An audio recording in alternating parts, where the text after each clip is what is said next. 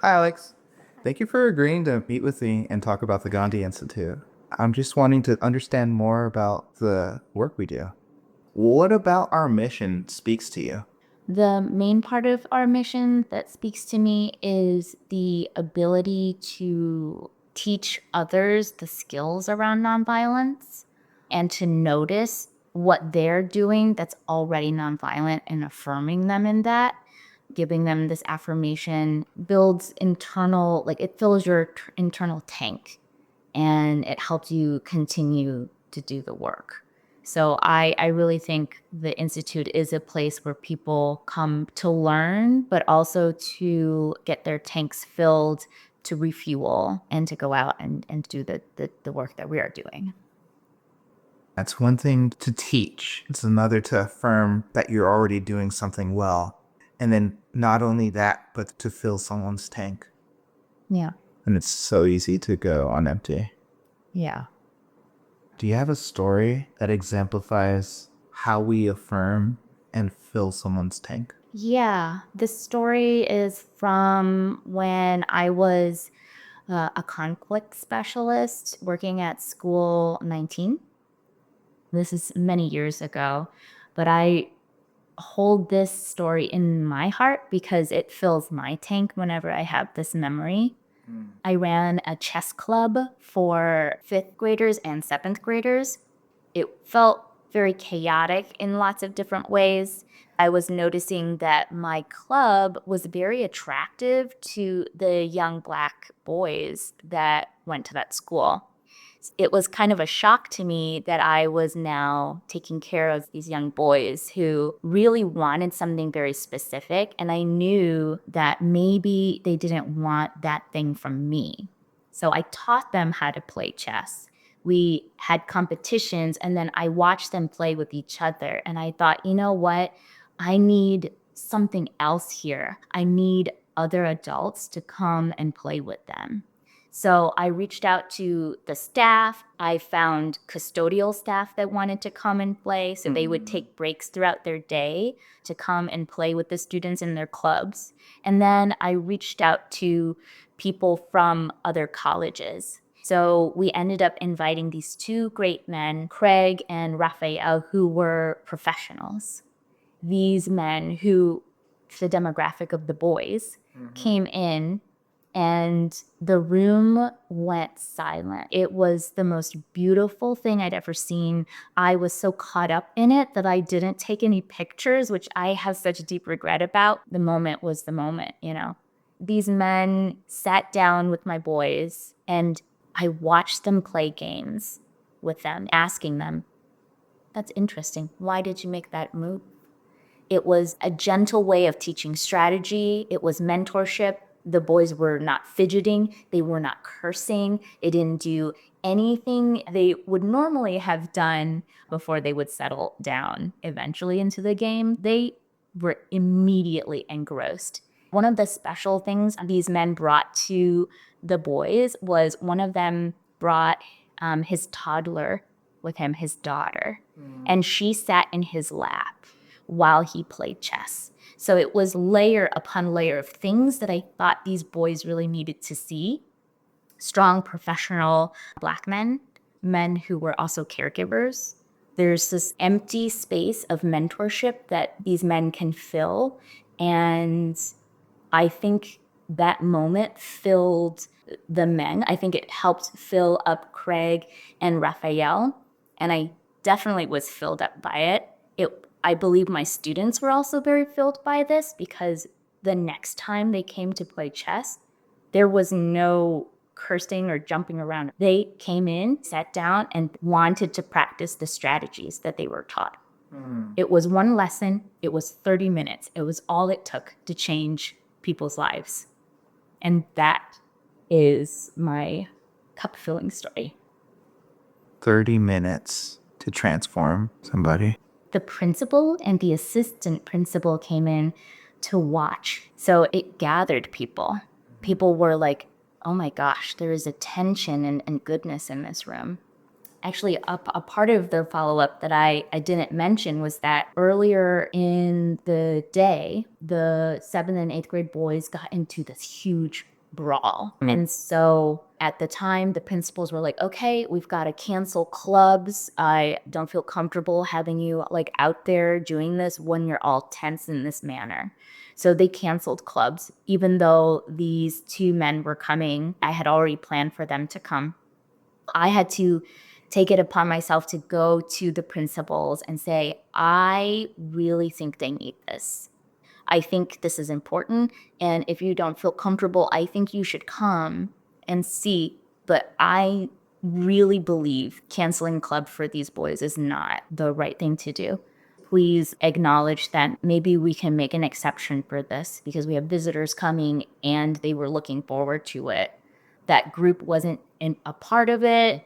If they were being hostile or instigating anything, I could help deal with that. I had to grab them individually from each of their classrooms, escort them to the chess room because they had, caused a lack of trust. So now there is more trust.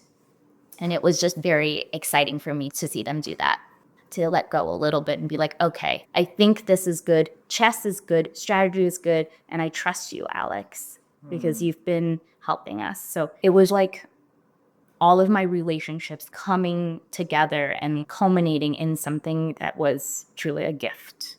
I'm really happy I fought for it. So even that day, you forgot about the challenge of like, oh my gosh, they had a brawl and almost got canceled, this magical moment. I'm wondering about how did you know you needed mentors to visit? How did that dawn on you? At that time, and probably still to this day, I'm obsessed with Dr. Joy DeGruy. She wrote this book called Post-Traumatic Slave Syndrome that I read, and I went to a lot of her talks. One of the things that she mentioned was this idea around what was happening to men in our culture. She was very specific about Black men, but I could see the patterns of this happening with men across the board and feeling like really deeply like they were missing out on opportunities to connect with youth because of how caregiving and teaching is made predominantly feminine. And so these young boys were missing out on this energy that they were looking for, and they weren't seeing it in me. And I recognize that. Like, I know and I have self-awareness of how I am. Even though I could try to help these young boys reach the ideals of manhood that they had in their minds, I knew that I was not well equipped and didn't go through what young boys go through at the time of hardening and callousing to be able to live in this world. And so I needed to find support. I asked for it, and there it was, ready for me. It was really lovely to reach out to community and say, I really need male mentorship for these children. Dr. Jordy has a story about rampaging male elephants. And one of the ways that this village offset this tension within their young males was to bring in an older male. And then everyone calmed down. I can't explain what that energy is. I've seen it happen with people. And I believe very much that people have a lot to offer each other. We have really divided interaction with youth between women, children, men, I don't know, business, care, outside of house stuff. The way we divide it has really harmed our children. So I was just trying to find a way to bring it together. Can you talk more about how was chess club? What were the challenges? How were things going? Chess club was a little difficult. It was partially choice based, and some students were just too out of control to do the other things that were their first choice. So sometimes it felt like I was getting students who didn't want to be there. And they showed me in their behavior, like, I don't want to be here. And it was often a lot of painful, derogatory language back and forth, often derogatory language that harms queer people and women. They love to toss that around. I wasn't sure if it was because they saw that it annoyed me or not. It was just a way for them to express this deep dissatisfaction with what was going on.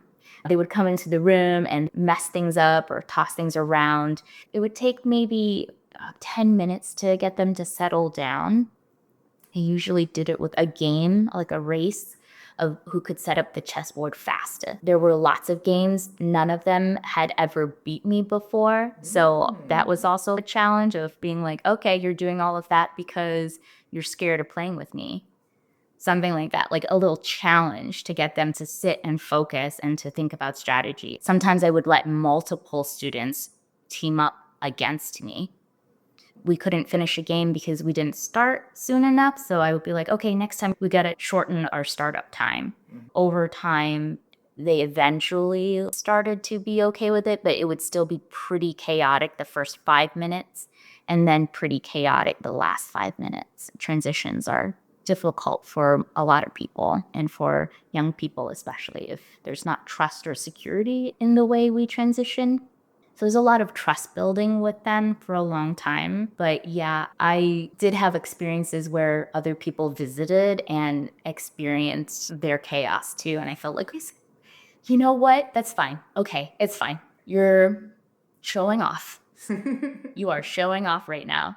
And yeah, that's sometimes the nature of things. I tried to practice radical acceptance, and I think that was very unusual for them, that I didn't scream my way through this. I'm hearing the result of this story was the bonds of trust being built and so many things happening for this transformation. So I'm wondering if the challenges after this story event might have been there or might have not, or like how was Chess Club after this event? It was beautiful. The transition time to come into club was drastically shortened. I also helped convince a teacher to let one of the students back into their club because he really didn't want to be there. He wanted to be in the gym running around, and I could see that in his body. I was like, okay, I'll help you get back to those good graces. He tried to play with us, and sometimes he could do it, but I knew that his body needed movement, and chess is just too still for him. So I helped him find a way back to where he was before. And the group settled in other ways because they were very transformed by our visitors. They would come in and just be ready to play. They would come in and start setting up the chessboards without me asking. They would just do it. We didn't have to race to do things anymore. They just knew where it went, and they were efficient in setting up chessboards for other people to play.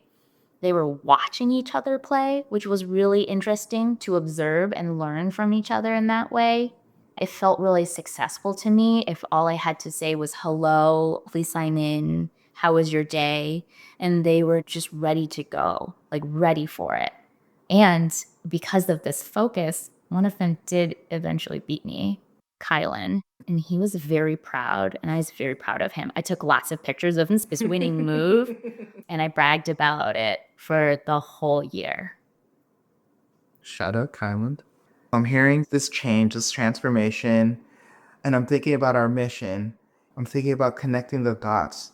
This event for me was really about asking for what I needed and trusting that it would happen, because my ask early on was also noting that we didn't have enough chess sets and asking the community, hey, we are starting this club.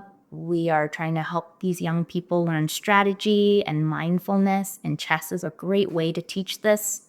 You can start really young. You can start teaching in the first and second grade.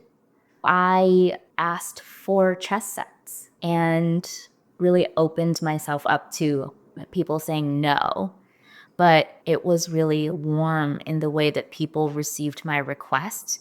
And we started to get chess sets in the mail. People were delivering them. They had purchased them for us. This is for your club.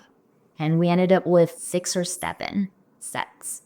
It was beautiful. This was asking the community and the community responding with, "We believe in you.